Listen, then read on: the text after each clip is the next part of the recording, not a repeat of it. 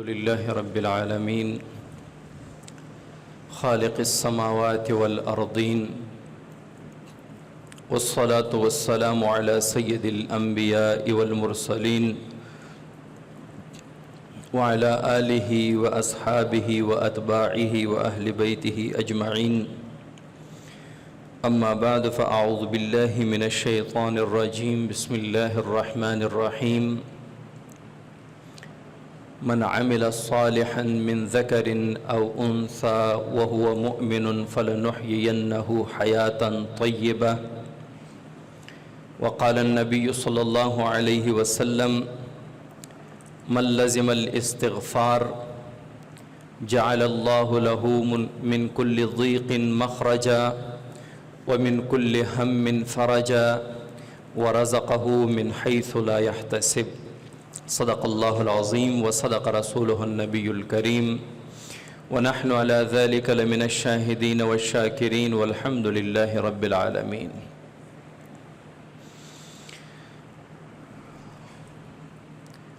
دنیا پریشانیوں کی جگہ ہے، تنگیوں کی جگہ ہے، مصیبتوں کی جگہ ہے، غم، دکھ اور درد کی جگہ ہے، لیکن اس کے ساتھ ہی اس تنگی سے، دکھ، درد اور تکلیف سے، ان پریشانیوں سے نکلنے کے اللہ تعالیٰ نے راستے بھی عطا فرمائے ہیں۔ اگر تنگی ہے تو آسانی بھی ہے، غم ہے خوشی بھی ہے، بیماری ہے تو شفا بھی ہے، رونا ہے تو ہنسنا بھی ہے، بے چینی ہے تو چین بھی ہے، آرام بھی ہے، سکون بھی ہے، لیکن اس کی دوائی، اس کا علاج وہی ہو جو شریعت نے ہمیں دیا ہے۔ آپ دنیا میں نکل کے دیکھنا اور پوچھنا شروع کر دیں، آج ہی یہ سروے کر لیں، باہر جا کے پوچھنا شروع کر لیں ہر ایک بندے سے، بھائی آپ کو کسی قسم کی کوئی پریشانی کوئی ہے؟ ہر ایک بندہ آپ کو ایک نئی سٹوری سنائے گا اپنی پریشانیوں کی۔ کسی کو مالی پریشانی ہے، کسی کا کاروبار نہیں چل رہا، کسی کو قرض کی پریشانی ہے، اس کے قرض نہیں اتر رہے، کسی کو بیماری کی پریشانی ہے، وہ بیماری میں اتنا پریشان ہے اپنا علاج نہیں کروا سکتا، کسی کو اپنے گھریلو معاملات میں اتنی پریشانی ہے کہ گھر میں ناراضگی، پریشانی، لڑائی جھگڑے، بے اتفاقی اس کی وجہ سے پریشان ہے، کوئی اپنے ہمسائے کی وجہ سے پریشان ہے، کوئی ملکی حالات کی وجہ سے پریشان ہے، یعنی ہر ایک بندے کے ساتھ کوئی نہ کوئی پریشانی ضرور لگی ہوتی ہے۔ درین دنیا کسے بے غم نباشد اگر باشد بنی آدم نباشد، اس دنیا میں کوئی بے غم نہیں ہے۔ اگر آپ کہیں گے نا کہ میں دنیا ایسی گزاروں کہ مجھے کوئی غم، فکر، دکھ، درد، تکلیف نہ ہو، تو ایسا ہو نہیں سکتا۔ فارسی شاعر فرماتے ہیں درین دنیا کسے بے غم نباشد، اس دنیا میں کوئی بھی بے غم نہیں ہے، اگر باشد بنی آدم نباشد، اگر کوئی بے غم ہوگا تو وہ بنی آدم نہیں ہوگا، انسان نہیں ہوگا۔ اگر انسان ہے تو غم ہوگا، انسان ہے تو پریشانی ہوگی، انسان ہے تو دکھ درد تکلیف ہوگا۔ اچھا، اس میں کوئی یہ بھی نہیں ہے کہ جی کوئی گناہگار ہے تو پریشان ہوگا، نیک ہوگا تو نہیں ہوگی، یا کوئی نیک ہوگا تو اس پر پریشانی اور مصیبتیں آزمائشیں آئیں گی، کوئی گناہگار ہوگا تو نہیں ہوگا۔ بڑے ایسے نیکوکار اور بڑے ایسے اللہ کے اولیاء گزرے ہیں جن کی ساری زندگی تنگی میں گزری ہے، ساری زندگی پریشانیوں میں گزری ہے، ساری زندگی تکالیف میں گزری ہے۔ بلکہ اولیاء سے اوپر جا کر انبیاء کو دیکھیں تو ہر نبی پر اتنی آزمائشیں آئی ہیں کہ ہم ان آزمائشوں کے بارے میں سوچ بھی نہیں سکتے۔ کسی نبی پر ایسی آزمائش آئی ہے کہ اپنی بیوی اور چھوٹے شیر خوار بچے کو صفا کی چوٹی پر چھوڑ دیا، حضرت ابراہیم علیہ السلام۔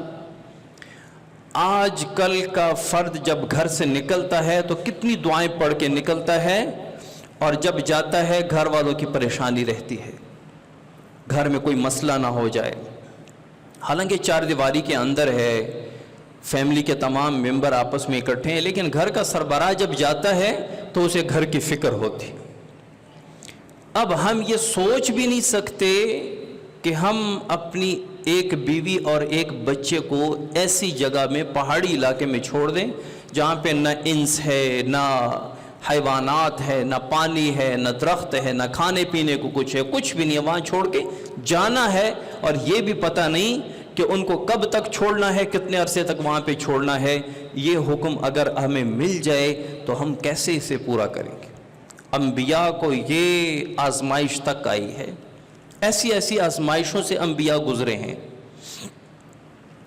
बल्कि तमाम अंबिया में 5 अंबिया का दर्जा सबसे बड़ा है। हज़रत इब्राहीम अलैहिस्सलाम, हज़रत मूसा अलैहिस्सलाम, हज़रत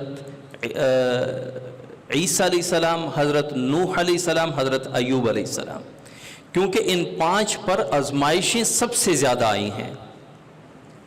और इन 5 में भी हुजूर अकरम सल्लल्लाहु अलैहि वसल्लम का दर्जा, मर्तबा, फजीलत वो सबसे ज़्यादा है, क्योंकि आप सल्लल्लाहु अलैहि वसल्लम पर फिर सबसे ज़्यादा आजमाइशें आई।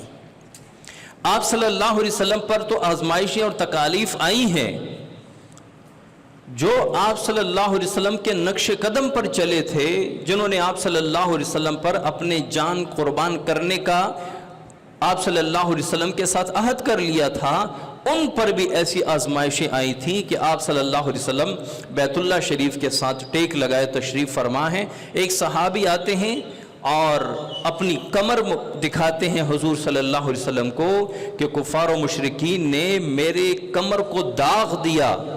तो आप सल्लल्लाहु अलैहि वसल्लम ने फरमाया, मुझसे मोहब्बत करोगे तो मुसीबतें तुम्हारे ऊपर ऐसी आएंगी जैसे परनाले से पानी, मीज़ाब से पानी नीचे उतरता है, मुसीबतें आप पर ऐसी आएंगी। तो मुसीबतों तकालीफ का ताल्लुक नेकी और बदी से नहीं है। बाज़ लोग एक राय कायम कर लेते हैं, यार ये फ़लाँ बंदा तो हम देखते हैं नमाज भी पढ़ता है, रोज़े भी रखता है, हर वक्त तस्बीह भी पढ़ता है, लेकिन हालात से नहीं निकल रहा, हमेशा तंगी में रहता है। कभी हमने नहीं देखा कि इसने गाड़ी ख़रीदी हो, अपना घर ख़रीदा हो। वो बेचारे ये समझते हैं कि ये नमाज दुनिया के लिए पढ़ी जा रही है, कि हमें इस नमाज के बदले दुनिया मिलेगी, हमें इस रोज़े के बदले मकान मिलेगा, हमें ज़िक्र के बदले गाड़ी मिलेगी। ये अल्लाह की करम नवाजी है, किसी को एक इस्तिग़फ़ार पे दुनिया की नेमतें अता फरमा दें, या तो सारी ज़िंदगी की इबादत करते हुए तंगी में गुजार के अल्लाह के हुजूर चले जाएं।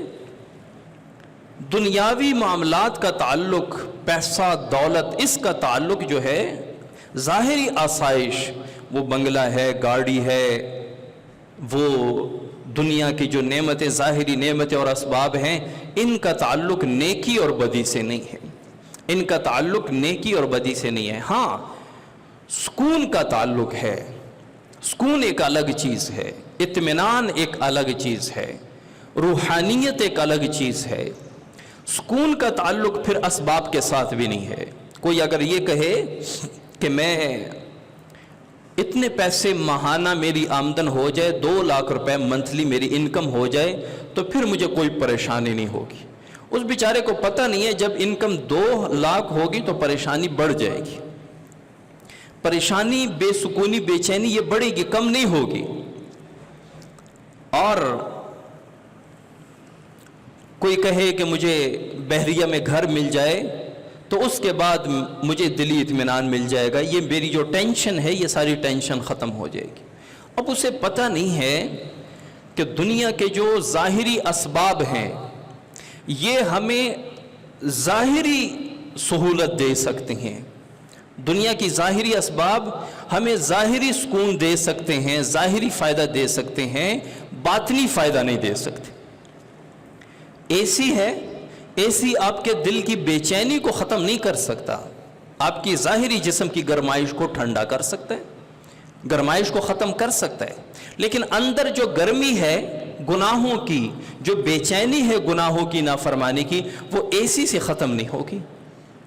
या सर्दी है, आपको ठंड लग रही है, तो हीटर आपकी ज़ाहिरी जिस्म से ठंड तो ख़त्म कर सकता है, लेकिन अंदर जो गुनाहों की वजह से एक एक बेसुकूनी और बेचैनी है वो इन चीज़ों से ख़त्म नहीं होगी। यूरोप के लोग, अंग्रेज़, वो दुनिया की तमाम नेमतें जिनका हम तसव्वुर करते हैं वो सालों पहले उनको मिल चुकी हैं, लेकिन दिली इत्मीनान का ये आलम है कि वहाँ के लोग पैसा, गाड़ी, बंगला, खूबसूरत लड़कियाँ, ये सारा कुछ उनके पास मुहैया है, उनके पास मौजूद हैं, दस्तयाब हैं, लेकिन वो अंदर जो घुटन होती है, जो बेसुकूनी और बेचैनी होती है, वो ख़त्म करने के लिए फिर सैर व तफरीह के लिए निकलते हैं। पेरिस चले गए, खूबसूरत मुकामात पे चले गए, वहाँ पे जब गए कुछ दिन वो नज़ारे देखे, खुशी महसूस हुई, फिर जब गए फिर वही हालात, फिर वही बेचैनी, बेसुकूनी।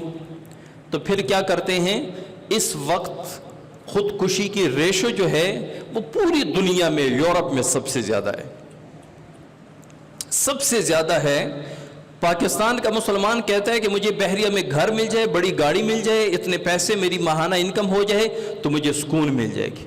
उनकी माहाना इनकम करोड़ों में होती है, डॉलर्स में होती है, उनके बड़े बड़े बंगले, अपार्टमेंट्स, बड़ी बड़ी गाड़ियाँ, एक के बजाय 3-5 गाड़ियाँ, उसके बावजूद वो खुदकुशी का रेशो वहाँ पे क्यों इतना ज़्यादा है?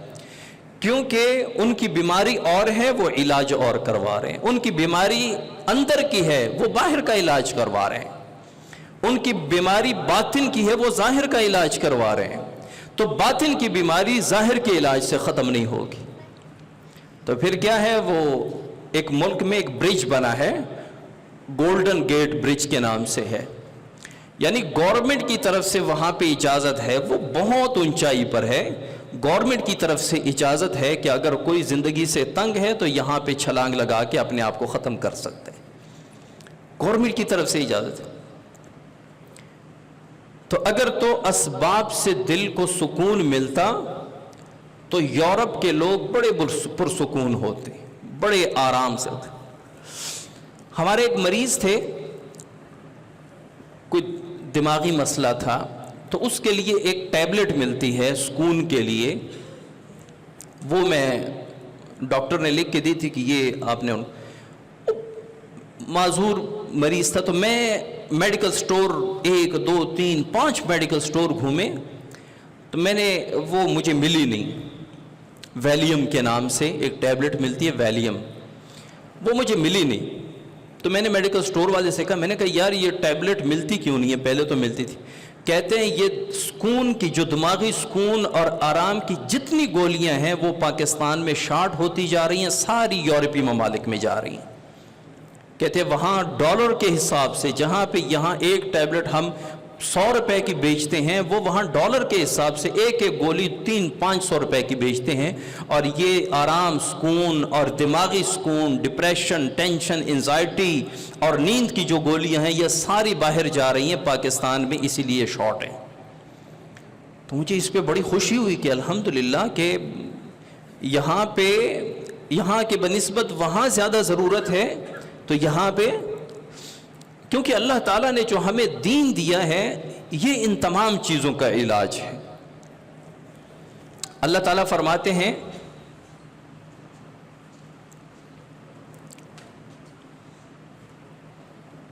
आयत मेरे ज़हन से निकल गई, अल्लाह ताला फरमाते हैं कि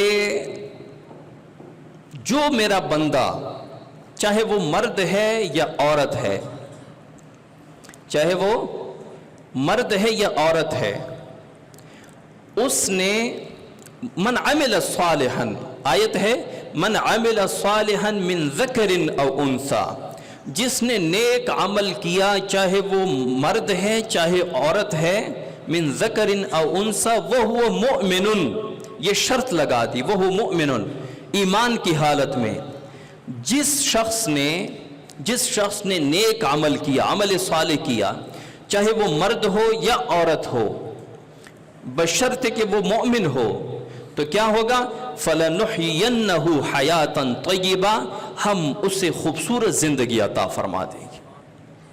हयात तय्यबा, हयात तय्यबा اسے نہیں کہتے کہ آپ کا ڈیفینس میں کوٹھی ہو، 2-3 گاڑیاں ہوں، آپ کے ساتھ گارڈ ہوں، آپ کا ایک نام ہو، آپ کا بینک بیلنس ہو، آپ کی لاکھوں میں ماہانہ انکم ہو، 6 ڈیجٹ میں آپ کی آمدن آ رہی ہو، اس کو حیات طیبہ نہیں کہتے۔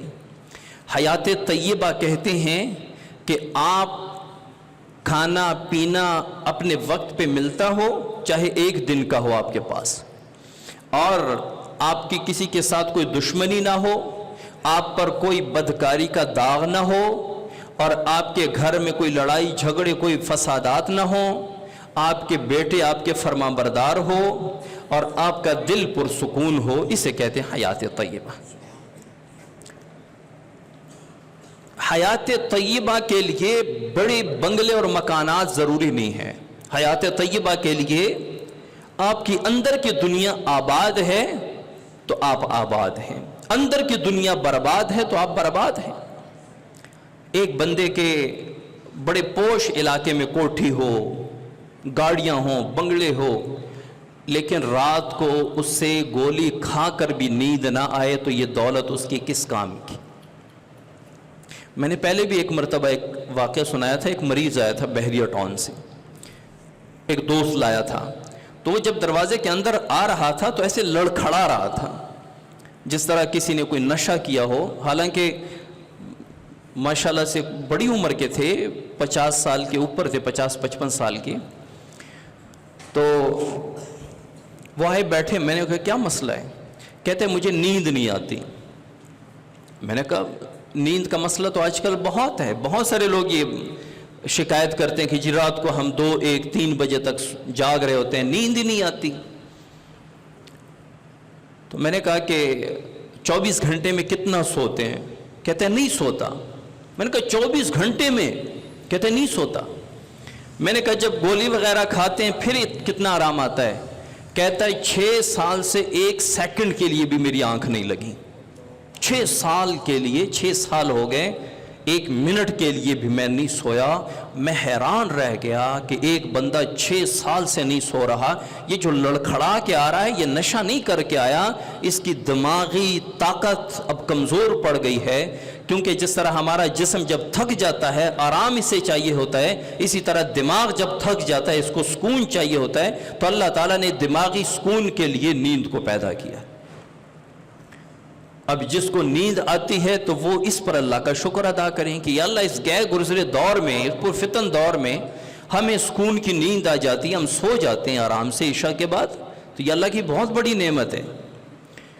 تو بحریہ ٹاؤن کا ایک بندہ 6 سال سے نہ سو رہا ہو، رات کو جب پورے ہر طرف اندھیرا ہو، سکون ہو، خاموشی ہو، سب لوگ سو رہے ہوں، ایک بندہ جاگ رہا ہو، عبادت میں نہیں، عبادت کے لیے تو جو جاگتا ہے وہ تو مزوں میں ہوتا ہے، وہ تو جنت کی سیر کر رہا ہوتا ہے، اس کو تو اس جاگنے میں بھی مزہ آتا ہے، اس کو تو نیند تکلیف دیتی ہے کہ مجھے تہجد کے وقت، مجھے ذکر کے وقت نیند کیوں آ رہی ہے۔